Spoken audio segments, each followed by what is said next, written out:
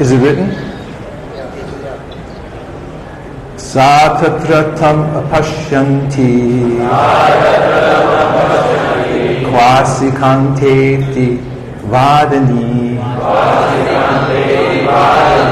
sakinam madhya utastau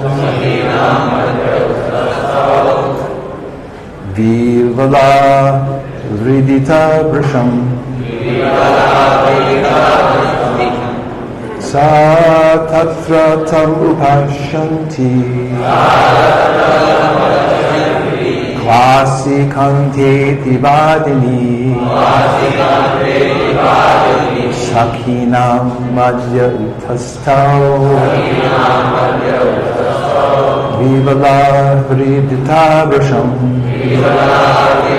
Sa, she, Tatra, there in her dream, Tam, him, Apashyanti, not seeing, Kwa, where, Asi, are you, Kanta, my lover, Iti, thus, Vadani, speaking, Sakinam, of her girlfriends, Madhye, in the midst, Utastau, arose, Vivala, disturbed, Vridita, embarrassed, Vrisham, greatly. Translation: losing sight of him in her dreams, Usha suddenly sat up in the midst of her girlfriends, crying out, "Where are you, my lover?" She was greatly disturbed and embarrassed. Purport by the servants of His Divine Grace A.C. Bhaktivedanta Swami Prabhupada. Coming to her senses and remembering that she was surrounded by her girlfriends, Usha was naturally very embarrassed to have cried out in that way.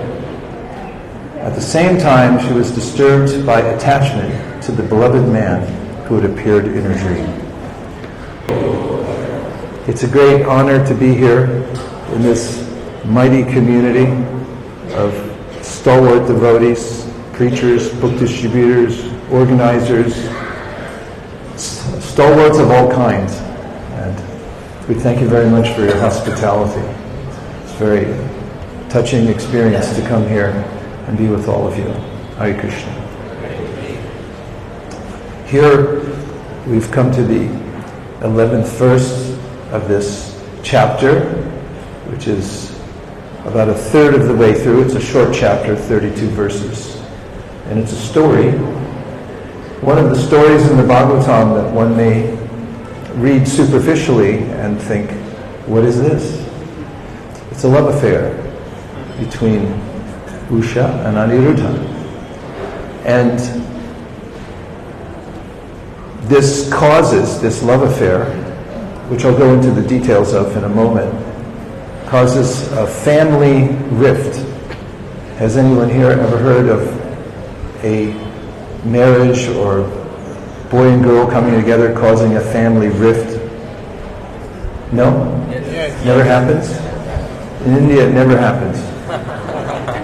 Sometimes. A lot of all the time.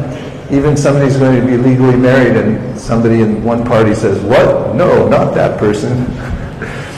And sometimes families stop talking to one another. I've seen a lot. And here we have a family rift because we have Usha, who's the daughter of none other than Banasura, who is actually a descendant of Prahlad Maharaj, and the demoniac family. So in the story, we find that Usha, who's living in a woman's ashram, albeit an opulent one, because Banasura was very wealthy, and in her dreams, she saw a beautiful young man coming to her, swarthy and perfect in all his limbs, and she fell in love with him. And in her dreams, she was being carried away by this charming personality, a loving affair in her dreams. And she would awaken at night, or at least as mentioned in this story, she awoke in one night and called out, "Oh my love, where are you?" waking up from the dream. And of course in an ashram, as anyone who's lived in an ashram knows, everyone hears what everyone else is saying and doing. And one of the residents of the ashram, a friend of Usha's, Chitraleka, which means one who's expert at painting and drawing, overheard her exclamation and said, "What's going on? Why are you making such exclamations in the middle of the night? Sounds like a loving affair is going on in your dreams." And Usha admitted, "Yes, there's a beautiful man, young man, who's coming to me again and again in my dreams, and I can't live without him. I have to know where he is and who he is." And Chitraleka, who was an empowered personality, she had some mystic potency. She was eager to help her friend find out who this mysterious, beautiful personality was. So, using her talent in art, she had many talents to Chitraleka, she began to draw pictures to try to identify, much like in FBI or police work. When they're trying to find a suspect, they'll ask the eyewitness, did he look like this? Did he look like that? No. And Chitraleka was drawing pictures of Gandharvas because they're the most beautiful in the universe. Perfect limbs, perfect complexions, and so forth. But Usha, no. And going through thousands of renditions of various personages, she finally drew a picture of Aniruddha, who is the grandson of Krishna, the son of Praduna. And as she drew the picture, it was noticeable that Usha began to blush and become shy. And Chitraleka, aha. Yes. So she said, "That's Krishna's grandson. I'm going to bring him to you." Well, how would she do that? Chitraleka, as I mentioned, had many talents, and one of them was that she had mystic powers. So she transported herself to Dwarka. Only one problem, not everyone could enter Dwarka. It's Krishna's Dham. So there she was met by Narada Muni, who gave her some special knowledge of how to enter impenetrable cities, or at least Dwarka. And armed with the special mystic incantations that Narada had given her, she entered within Dwarka, she found Aniruddha, and she again transported him, not again, but she transported him then back to the home of Banasura. Not the home of Banasura per se, but she brought him right into the women's ashram. And of course, there he remained hidden. And Usha and Aniruddha lived together within the ashram clandestinely. Secret affair going on. Now, of course, secret affairs always come out. This is the experience of the world. Every drama, when there's something secret, it comes out at some point. Someone says, something's going on. And that's what happened. That many of the women in the ashram, of course, they were all afraid of what Banasura might say if they didn't tell what they knew. What's more, many of the women guards that lived there and helped to oversee the ashram started noticing that Usha looked different. As the text says, some signs of conjugal contact there within the ashram going on. So one of them went to Banasura, who is no slouch. He had, how many arms? 1,000 arms, that's a lot. And he was so mighty, given a benediction by Lord Shiva, that he could smash anyone He wanted unlimited strength. And of course, he was a bit disappointed because after he got all the strength through mystic power, he couldn't find anyone to fight with. So Lord Shiva had told him that in the future you'll find your match. Lord Shiva was slightly annoyed with him that now he got all this power and said, I want to fight somebody. Can't find anybody to fight. He would pound on mountains, break them to pieces with his arms. Shiva said, you'll meet your match. And of course, we know in the next chapter comes a great war that develops because of this love affair.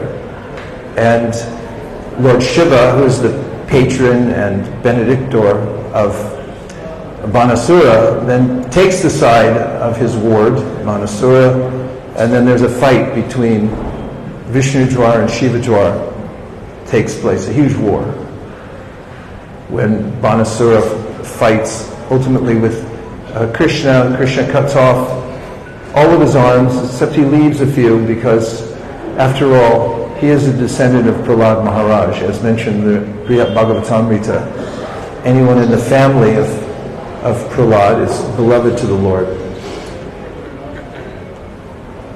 Understanding that something was going on in the ashram, Banasura, with some soldiers, overheated, came marching into the quarters of his beloved daughter Usha, only to find a handsome young man lounging in her room.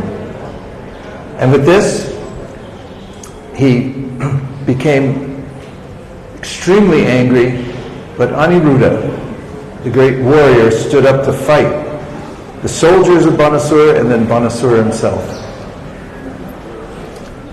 Of course, Banasura captured him, and there was a demand that he be given back, and this brought on the great fight we find in the next chapter. So these stories we hear of loving affairs between Aniruddha and Usha, and of course we can recall other stories that are as equally convoluted, plot twists, and something we might see in a drama in modern day television or movies.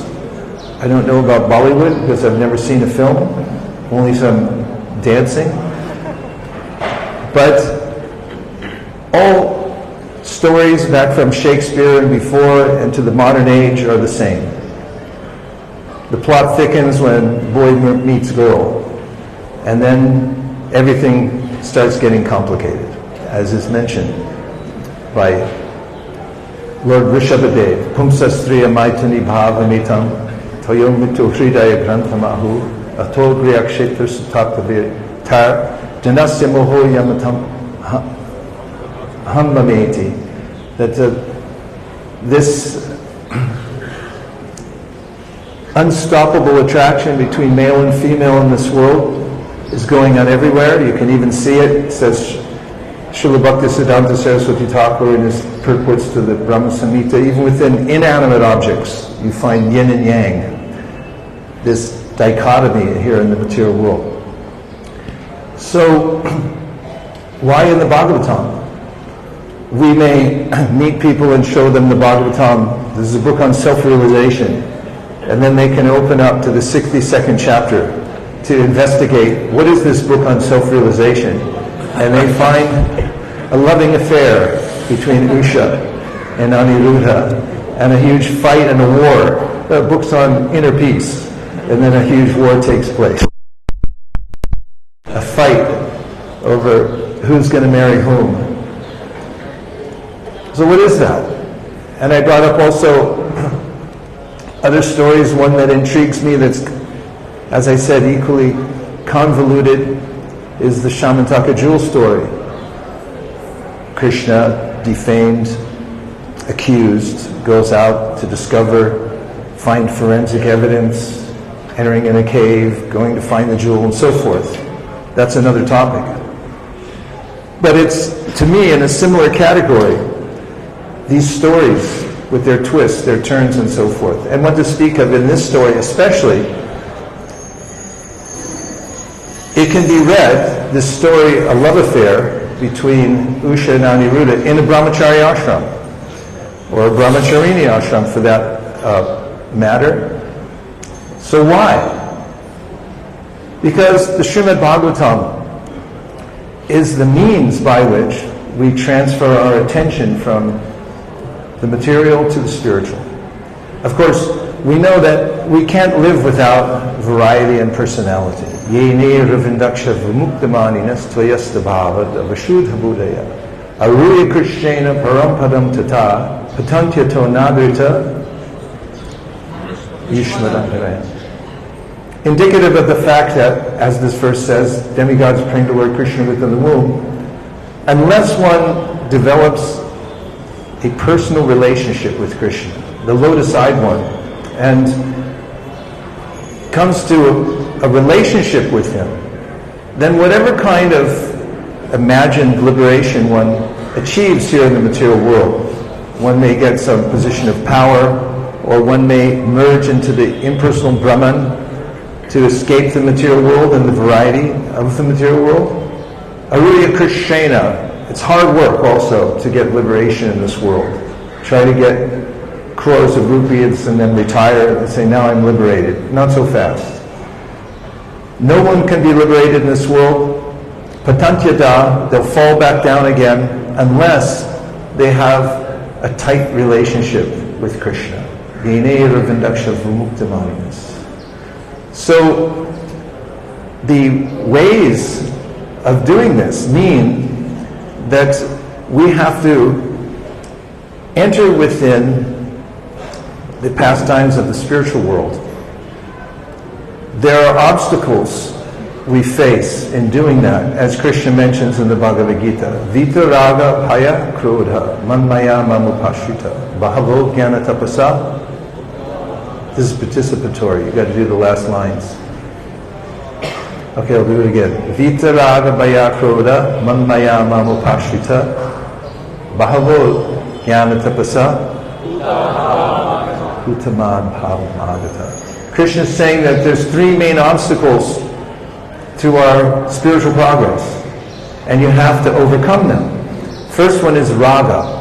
Raga means attachment for the temporary. The sages who see properly say, Nasato vidite bhavo, nabhavo vidite sata, ubayora vitrishton tas tvanayos tattvadarshiti.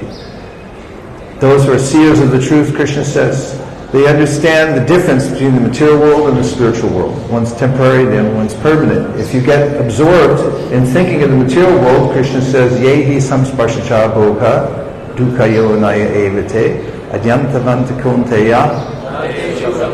You got to hit it a little harder next time. That is, those who give their attention to the love affairs of the material world, the stories of the material world, that's what everyone wants. They want to hear some story of love. From Shakespeare to the modern age, music, poetry, it all has some hint of the adiras, or the relationship, the original relationship in the spiritual world between Radha and Krishna. But in this world, it becomes Lada Trapatraya. It means that Lada Tapatraya means that what is pleasure-giving in the spiritual world, what is joyful, eternal, in the spiritual world gets translated from Ladini, Samvid, and Santini. When that comes through the filter of the changing from material world from the spiritual world to the material world, we find it becomes the three modes of material nature, which are Sattva, Rajas, Tamas. And then the living being, although interacting with the variety, the apparent variety, not apparent, there is variety, but in a sense it's apparent because it's the same thing mixed together, recycled over and over again. It's a reflection of the spiritual world. It has no real substance. Nasato vidite bhavo, bhavo vidite sata. The material world's bhava. It's always changing from one thing to the next. Never stable and never satisfying. It sounds like an advertisement for a candy bar that'll never sell. Never satisfying. Get one today. So how does one come away from the attractiveness of the material world? Krishna mentions in the Gita, Urdvam mulamada shakam ashvatam praparaviyam chandamsi yasya paranani yastam veda saveda adashtorvam prashita tasya saka amana pravida vishaya pravala adashtamulan anasantatani karmanu bandini manusha loke. That this material world is a reflection of the spiritual world. So, the Bhagavatam gives us all of the attractive stories, but they're not of this world. Obviously, Janma Kamacha Me Divyam Evam Yo Viti Tattvata. If you hear them and you understand the difference between the two, Nasato Vitite Bhavo, then Bhagavatam says this is the path to liberation. We can't give up the attraction of this world. We can't give up the stories about men and women attracted to one another in the material world, because it's originally coming from the spiritual world and we're inextricably attracted to it. And therefore, trying to renounce it or give it up is impossible. Soul has to have it. They have to have something. And without that, although one may sit in meditation for many years, close one's eyes and chant Om, and remain detached from everything, even Vishramrita, after how many years? 60,000 only. Then immediately, although he never saw Menaka, he heard her ankle bells and it's like, okay, I gotta go. And this is the nature of the soul. Wants to have some bliss. When I try to extract the bliss from the material world, I get just the opposite. Laga tapatraya. And if I try to embrace the material world, raga, it means then I end up like everybody else, smashed by the wheel of time. Nishpidyamanam Udakarsha Vibho Prapanam. Prahlad says to Lord Nrsingadev, everyone's afraid of you. Even the elephants are running away in fear. All the demigods are afraid. He said, I'm not afraid of you, my Lord. What I'm afraid of is your Vishnu Maya. And he said, it's like a big wheel. If you put one little finger in, next thing your hand's in, next thing your arm, next thing you're pulled in, and Nishpidyaman Pokarsha Vibho Prapanam, next thing I'm ground up again in the material world. That's what you get with raga. So what's the solution? You can't renounce it, you can't embrace it. Bhagavatam gives the solution. Yat padapunkacha palasa vilasa bhakta karmashrayam gatitam udgatayanti santa tadvanna riktamatayo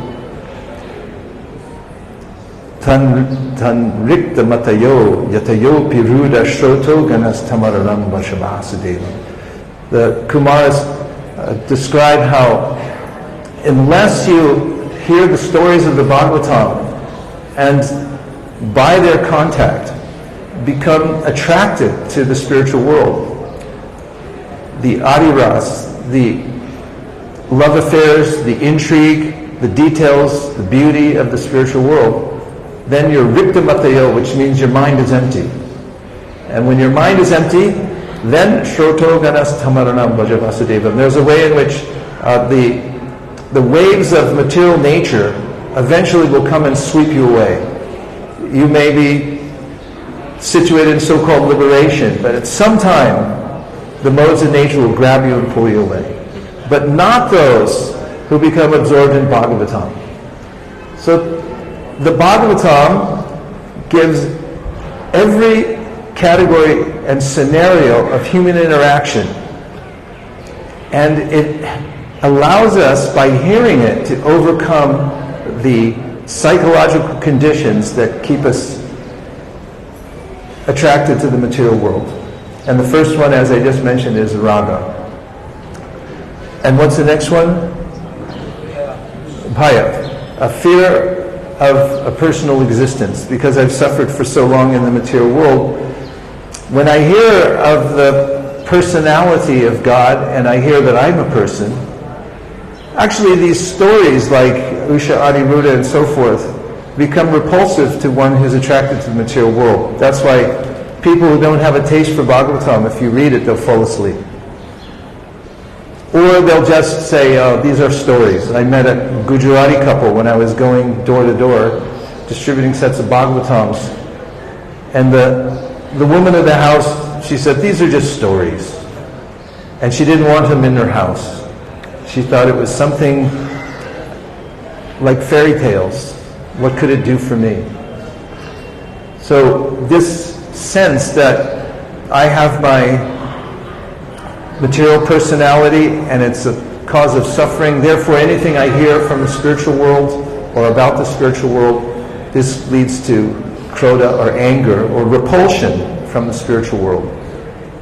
So, as a conclusion, so we can have some questions and answers to this part, this idea that I'm mentioning, is that when we become absorbed in the details of Krishna's pastimes, of course, Prabhupada again and again quoted the paragraph starting with Shushusha Shadadhanasya, then Shrinvatam Swakata Krishna, and then Nashta Prayashu Bhadreshu, and Tada Rajastamo Bhava, and then Vidite Hriya Grantish Chitante Sarvasamshaya Shiyante Chasya Karmani Dushta Eva Manishvare. That there's this progressive way in which when you regularly hear the Bhagavatam, then the Vidite Hriya Grantish, the attachment to the material stories, the material love affairs, that becomes cut. And it doesn't leave us with nothing. We actually enter into the real love affairs of the spiritual world. And of course, the famous verse in the Bhagavatam, Vrikriti tam brajavadur biraham cha Vishnu, shadhanvito nashrunuyad atavarnaye, bhaktim param bhagavate pratilabhyukamam hridrogam ashvapahinotya charenadhira. Means that if someone with the right faith, shadhanvito, can hear in the context of understanding the philosophy of Krishna consciousness from Bhagavad Gita, and then in the association of pure devotees can hear the Srimad Bhagavatam, and especially the loving affairs between Krishna and his devotees in Vrindavan, especially the gopis. It's a very high-minded thing. Then Hrid Rogam Ashvapahinot Yacharena Dhira is a very quickly, says Shukadeva Goswami, one can give up the dread disease of the heart, the attraction to the material world. That becomes replaced. It's replacement therapy. It becomes replaced with the real thing. And one can then give up the lust within one's heart that is mentioned by Krishna in the 3rd chapter of the Bhagavad Gita as the dread disease of the living entity here in this material world. Those are opening remarks. And now let's see if you have some reflections or questions to expand the conversation. And they have to be really good. If you give a bad question, we'll give you 100 rupees. Yes?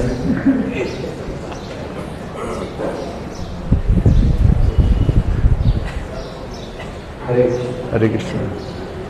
Is this first living relationship? Is what? Is it like a living relationship? Live in? What's that? Adiruddha and Usha. Yes. They were living together.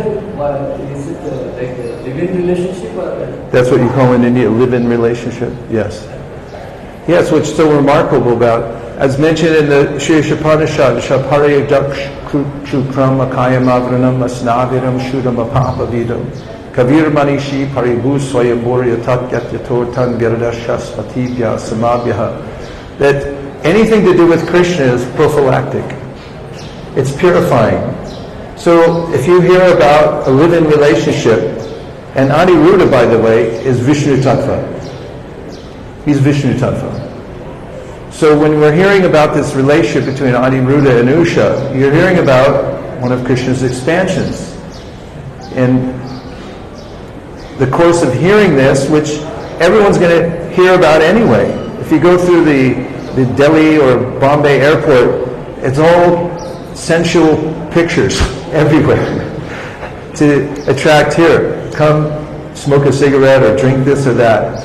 And we're surrounded by it in the material world. So unless we have a portal to enter into this kind of relationship that everyone wants to hear about, naturally because of this sense of attachment, this lust within the heart, if you hear the transcendental live-in relationship, remarkably, your lust becomes diminished, and gradually it is the knot from my heart to the material world, the desire to hear about material relationships, it becomes cut.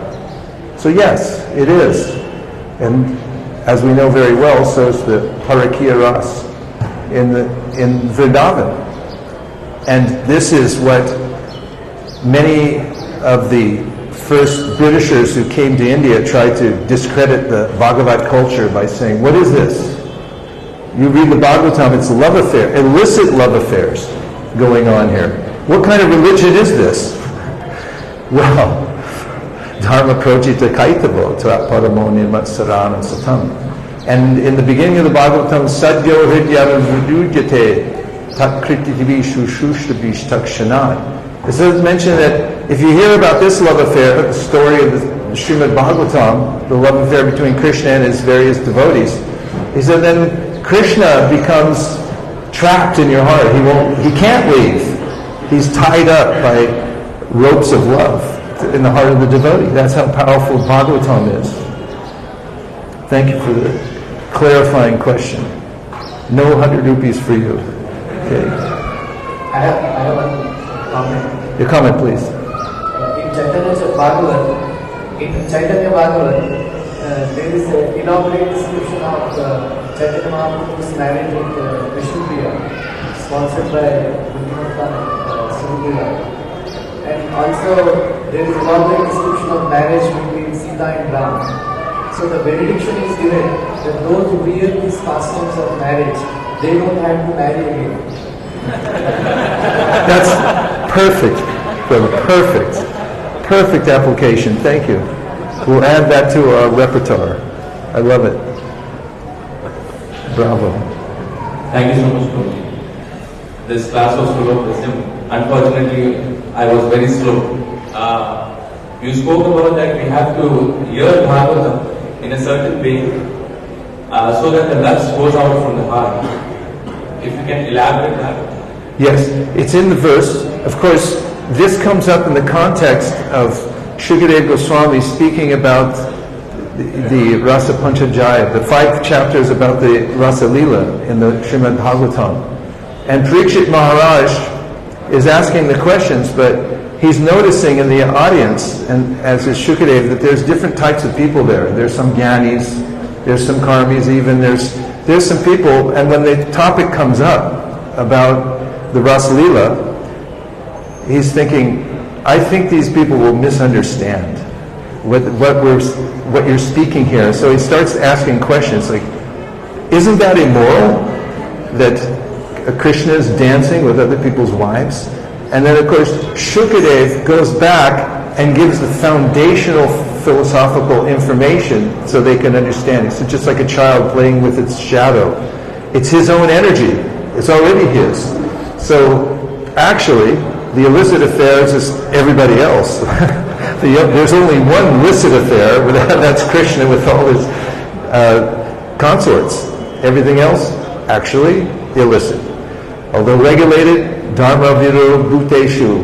And Krishna says, then that's good, because you're doing it according to dharma. But still, the ultimate is that. So, in the verse, Vikriditam Braja Vadur Belaham Cha Vishnu Shadhan Vito Nushinuyat means Shadhan Vito means you have to hear it, Shraddha, with the proper faith. As we've heard many times, if you listen to Rasa Leela, which many people do, they jump to it. And they don't have the proper foundational understanding. They think, oh, I'm just like Krishna, he's a boy, Radharani's a girl, and so forth. They think it's ordinary, they mistake it, and therefore they become more absorbed in the lusty affairs of the material world, because they don't have the preliminary understanding, which allows them to enter in, which is called Shraddhanvito Nashrinuyad. If you hear with the proper faith, case in point, Krishna book. Someone may say, Prabhupada mentions, don't jump haphazardly from one canto to the next and go into the 10th canto. Doesn't he say that? Yes. Say yes. He says it. And then you have 1970 and Prabhupada comes out with the 10th canto and says, distribute millions of these to the world. It's like, wait a minute. You said, don't we're going to tell everybody. Well, how's that possible? Because in the Krishna book, Prabhupada gives Shraddhanvito and Ashrinuyat, the perfect context for hearing about the pastimes of Krishna in the spiritual world. There's no paragraph that isn't given context in the Krishna book to understand that you're not your body. And Krishna's the supreme fire and we're just tiny sparks. And we'll be overcome by the material nature, Daivahi Eshu Gunamayi, if we're inattentive and we try to control the material world, whereas Krishna, as the supreme controller, is never overcome. That's Shraddha, proper context for hearing about Krishna and his consorts. With that, then you make great progress. Without that, then you're doomed.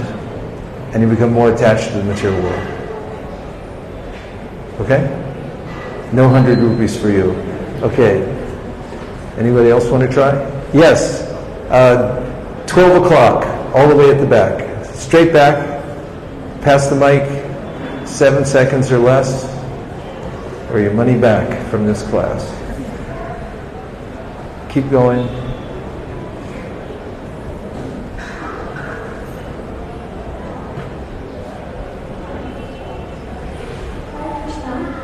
So you told that one of the obstacle in Krishna consciousness is attachment, too much material attachment. So when someone is having too much material attachment, the pace in Krishna consciousness increases. And when the pace decreases, the attachment becomes more. So it becomes a vicious cycle, which is difficult to break. So what can be done and how can one increase the pace and decrease the pace in material attachment? Yena tena pakarena mana Krishna deveshayat. Somehow or other, you have to think of Krishna. This is the solution to all problems. As Krishna himself in the Bhagavad Gita says, man mana papaman bhakto. So we find ourselves in an awkward situation in the material world because even though we may be aware of the fact that by engaging the senses with their objects in the material world, and we're really internally finished with the whole idea of the material world, we may still be attached to it and not be able to give it up. This is mentioned by Krishna in the 11th canto of the Srimad Bhagavatam when he says, Jata Shrada Makkatasu Nirvina Sarvakarmasu Veda Dukatmakam Kamams Prityage Ganishvara Tato Jeta Jida Shradharo Jananishchaya Jushamanams Tatam Kamams Duko Darkams Tagarya. He says, there is a period in Krishna consciousness, an interim period, that's a little bit troubling, and that is, he says, you have this idea, well, first of all, your faith in Krishna Katha is awakened. Jata Shraddha Matkatasu means, Krishna is saying, your faith in hearing has awakened. Nirvina Sarvakarmasu, and you also know that sense gratification leads to trouble. Veda Dukkha Makam Kamams, but Parityage Ganishvara means that you still don't have the power to stop engaging in sense gratification. Sound familiar? You don't have to raise your hand. So, what Krishna says, he says, Tato Vajeta Mamprita Shraddha Roja Nishchaya. You should keep faith in the process of devotional service and know that you're very dear to me for continuing. You can have a little bit of remorse for your ineptitude, but you should continue on the process of devotional service. So what to do depends on one's individual situation, and therefore Prabhupada was an example of one who followed the principle of Yena Tena Prakarina Mana Krishna Nivesha. It means somehow or other help people to remember Krishna first. That's the first thing. After all, many of the first initiates in New York City, Prabhupada said, you're getting initiated. They got initiated and they came back to their ashram and they found a note on the door telling them the regulative principles. Oh, by the way, there's no illicit sex, no intoxication, no gambling, and no eating, by the way. But he had already started them in remembering Krishna.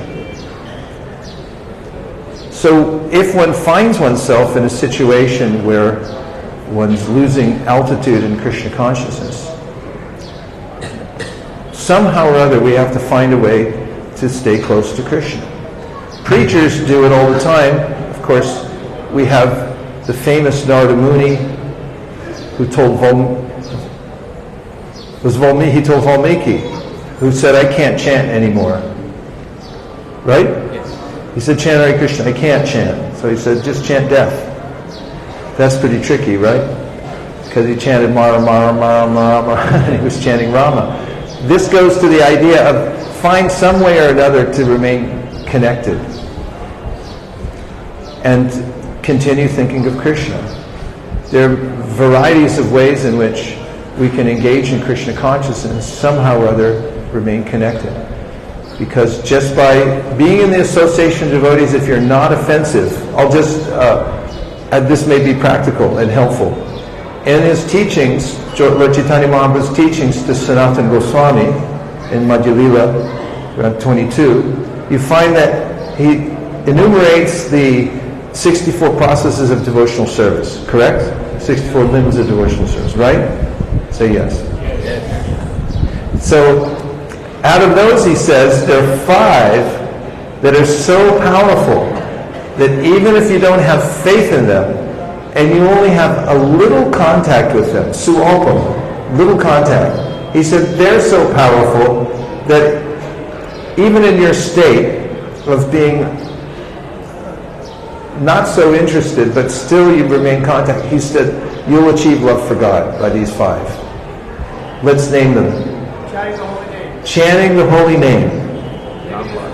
Living in the holy Dham. Vaishnav Seva, living in association, serving devotees.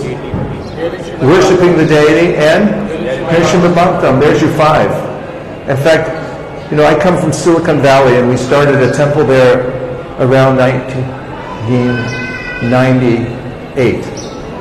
And you can see it's a busy place, lots of people working, and how when they lived so far away, all grahastas, would they make advancement in devotional service. And we came up with this idea, let's emphasize these 5. Because Chaitanya Mahaprabhu said, even if people have a little contact with these 5, or any of these 5, even if they don't have faith in them, they'll make advancement in devotional service. So we set up programs so that everyone could have some contact with one of these 5, even if it was a little bit.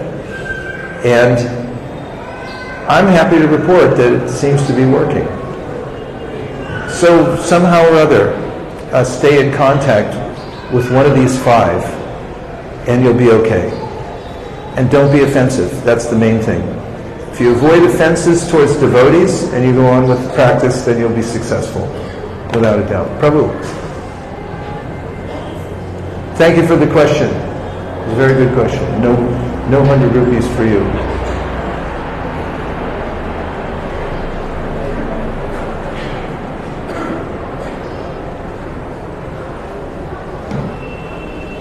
Thank you very much.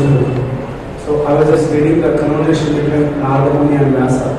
There Vasudeva says to, Narada Muni says to Vasudeva that generally people they have a tendency to enjoy. So by describing all these things in Mahabharata and other Vedic literatures, you have misdirected general people to enjoy. General people, they don't like to take prohibitions, rules and regulations. They want to, because they have this tendency to enjoy, they take this. So when we speak to general public about such pastimes like Usha and they like to take in their own way. So how this brings the Krishna Prema, progressive Krishna consciousness? Yes, that's a similar question, and then my answer is similar. We have to build context for people, so when they hear it, they can understand what the tattva or our philosophy is.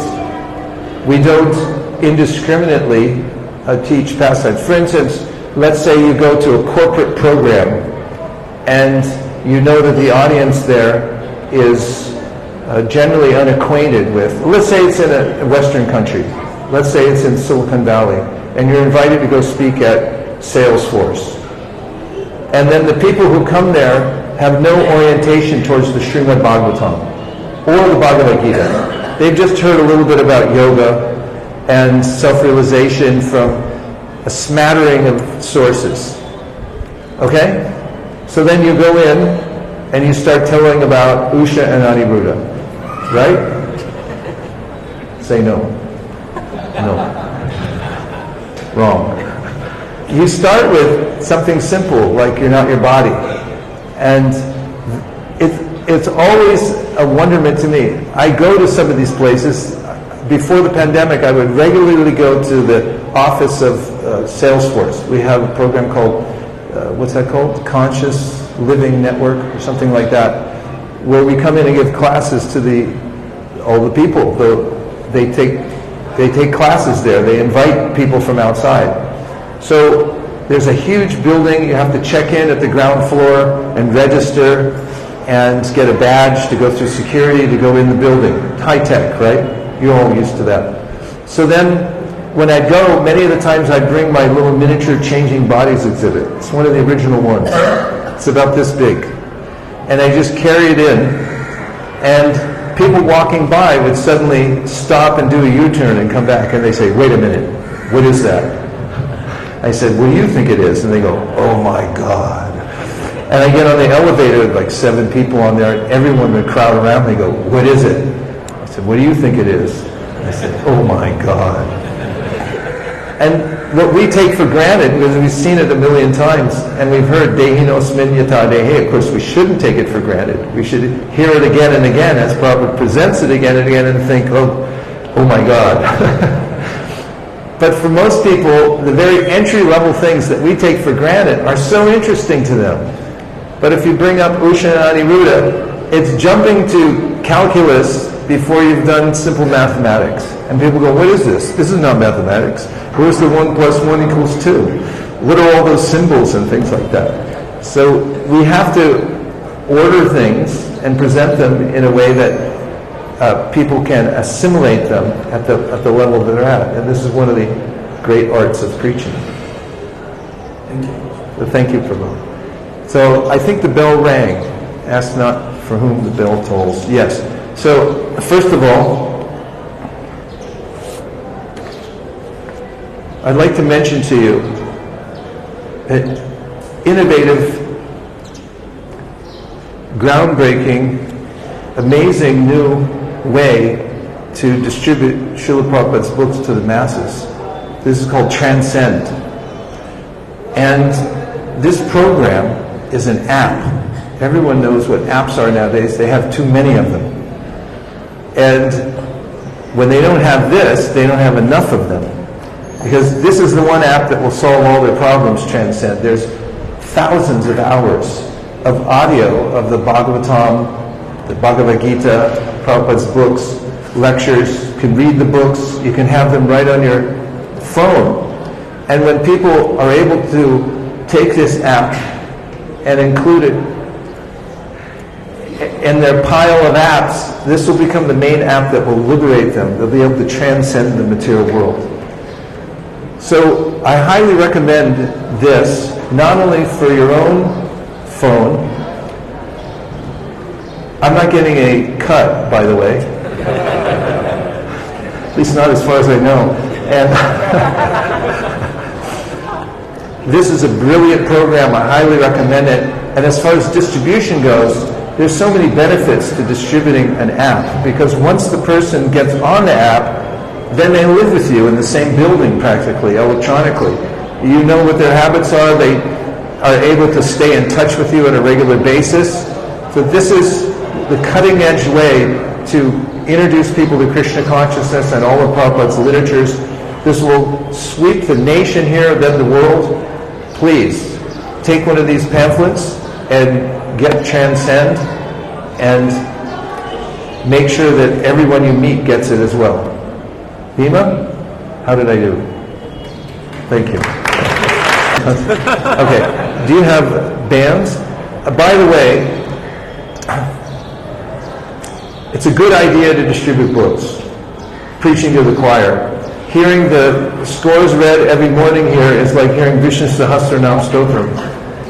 Thousands of devotees going out to distribute books.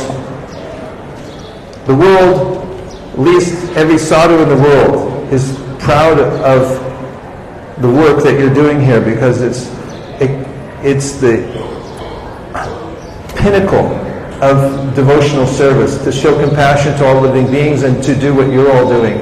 Organizing a beautiful center where people can come and take association devotees, and relentlessly going out into the world, in the marketplaces, door to door, in corporate settings, Juhu Beach, and distributing the transcendental literatures in the tens of thousands a day. This is exemplary. You're doing the right thing, and continue to expand as much as possible and encourage other people to do so also. I know you intended to do that anyway, but I just wanted to tell you how I felt about what you're doing here. Thank you for what you're doing, and all glories to your service. I have some bands that you can wear. It says, Live to Give.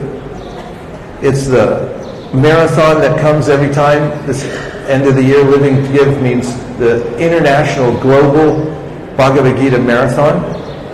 And I guarantee if you wear one of these, they were offered to Gornitai, then you'll distribute at least 5 times more books per day than you usually do. You bring it back, we'll give you another one. And if that doesn't work, we'll give your money back for this day. Dear Srila Prabhupada, dear Sri Chaitanya Mahaprabhu, class is over, right? Why?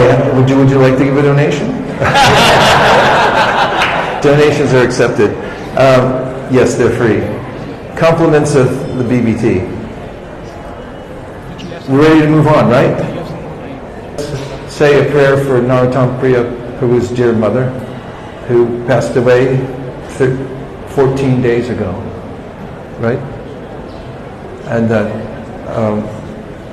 such a glorious son she has, dedicated his life to Krishna consciousness. May she attain the lotus feet of Lord Chaitanya Mahaprabhu in the spiritual world. Om Tat Sat. Hare Krishna. I thank everyone for coming today to the Bhagavatam class. Thank you for your association, and I look forward to more of it. Go Premanande. Haribo. Vanchakalpavishya kripasinave vacha patitanam bhavanibhyo vaishnavibhyo namo namaha namtakali vaishnavindiki jai.